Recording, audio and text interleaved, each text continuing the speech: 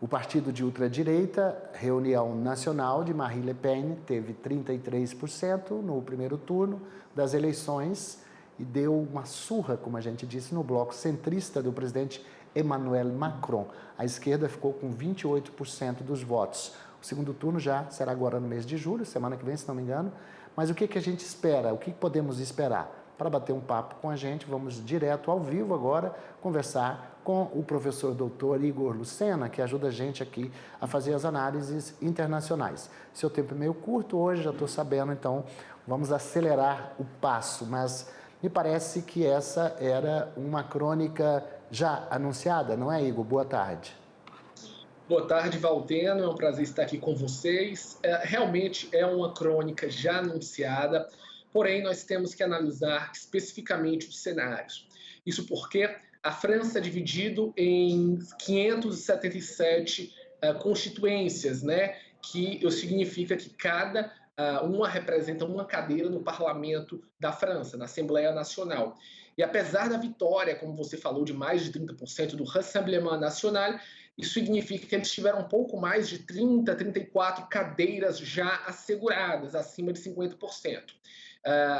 O Nouveau Front National, de esquerda e extrema esquerda, um valor muito parecido, um pouco mais de 30%, e apenas 3 cadeiras foram para o presidente Emmanuel Macron. O grande ponto agora, e a ideia do chamado cordão sanitário, é que já há um acordo entre Macron, alguns membros dos Les Républicains, que ficaram em 4º lugar, e também da esquerda, para retirar as candidaturas que ficaram em 3º lugar. Ou seja, naquelas constituências onde o candidato de Macron ficou em 2º, a esquerda deve apoiá-lo, e onde o candidato de esquerda ficou em 2º, Macron deve apoiá-lo. A ideia é fazer com que diminua a probabilidade de vitória de Marine Le Pen agora dentro do 2º turno. Se isso vai se tornar uma realidade, não se sabe. A grande possibilidade é que, de fato, o partido de Marine Le Pen consiga, de fato, conseguir a maioria, pelo menos nesse 2º turno. Não se sabe se eles teriam uma maioria, como é que eu posso dizer, absoluta. E o próprio partido dela já disse que não apontaria um primeiro-ministro se eles não tiverem a maioria absoluta. Isso significa que, dependendo do resultado, Emmanuel Macron ainda poderia formar uma coalizão com a esquerda e com o antigo partido de Nicolas Sarkozy, Les Républicains, e tentar fazer um primeiro-ministro aliado. E também tem a possibilidade de não conseguir fazer um primeiro-ministro. Seria um caso inédito na França se não tiver acordos em nenhum dos partidos. Então, de fato, Valteno, é uma situação extremamente complicada que só vai terminar no 2º turno das eleições. Pois é, a gente fala muito da França aqui, porque sendo quem é uma potência agrícola, a França tem uma relação muito próxima aqui com o Mercosul. Inclusive o Macron se manifestou contrário a esse acordo da União Europeia com o Mercosul na forma como ele está sendo apresentado. Em uma eventual perda, porque também tem uma estratégia que eu queria que você comentasse, se ela faz sentido, se o Macron, que fica até 2027, se ele teria alguma estratégia de, em caso de perder, achar que o primeiro-ministro de direita pudesse entrar, enfim, não governar direito e depois em 27 ele ter chance de fazer um sucessor. Faz algum sentido isso? E faz sentido a gente se preocupar com a França, além de Macron, para o nosso agro? Olha, Valteno, é uma situação que não tem uma visão positiva para o Brasil. Primeiro, o maior antipático, ou o maior personagem francês contra o nosso acordo Mercosul-União Europeia, que seria fundamental para o aumento da nossa exportação do agro, foi o presidente Emmanuel Macron. Ele foi totalmente contra a visão do chanceler alemão Olaf Scholz, que queria rapidamente uma ratificação do acordo, juntamente com a presidente agora reeleita da União Europeia, Ursula von der Leyen.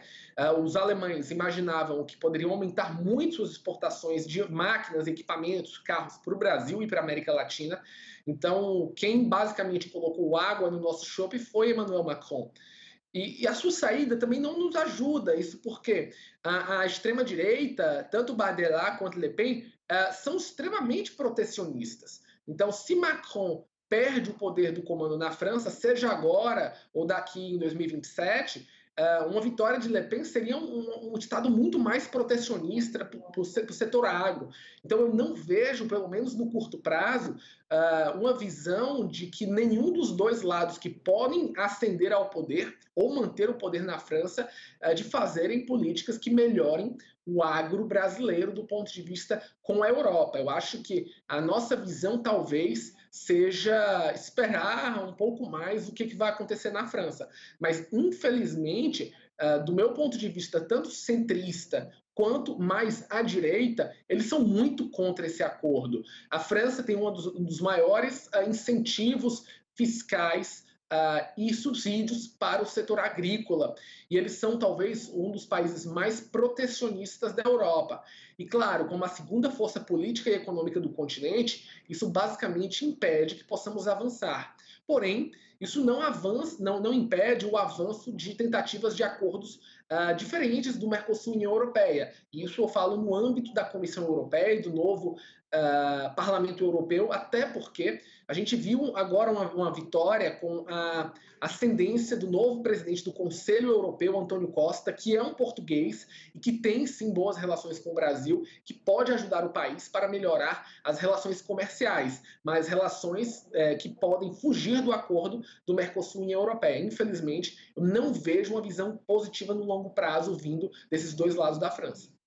Professor Igor Lucena, merci beaucoup pour votre mot. Dá para perceber que você fala muito bem francês. Quando a gente estuda um pouco de francês, percebe quando o acento é perfeito. Então, obrigado pelas palavras, né? E boa semana.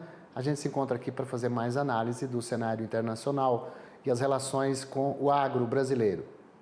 Muito obrigado, Valteno, e até quarta-feira.